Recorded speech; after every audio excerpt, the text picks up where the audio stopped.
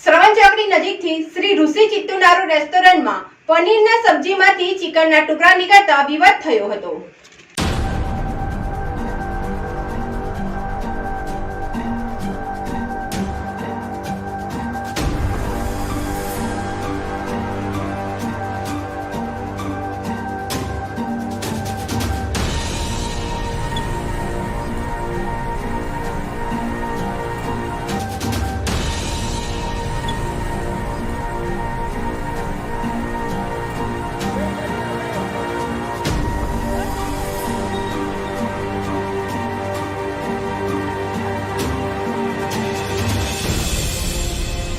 ભરૂચ જિલ્લામાં નામ બળે દર્શન છોટે જેવો ઘાટ જોવા મળ્યો છે।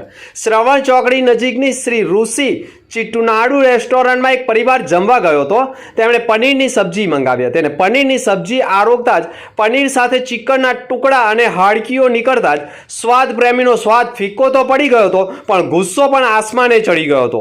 તાત્કાલિક વેટરોને બોલાવી જાણ કરતા ભૂલ પણ સ્વીકારી હતી, પરંતુ આ બાબત બહુ ગંભીર હોય, જેને લઈ તેઓ રેસ્ટોરન્ટમાં જે ડીશમાં પનીરની સબ્જી સાથે ચિકનના ટુકડા આવ્યા હતા તેના ફોટાને સોશિયલ મીડિયા પર વાયરલ કરી શ્રી ઋષિ ચિત્તુનારુ રેસ્ટોરન્ટમાં ન જવા માટે લોકોને અપીલ કરી છે।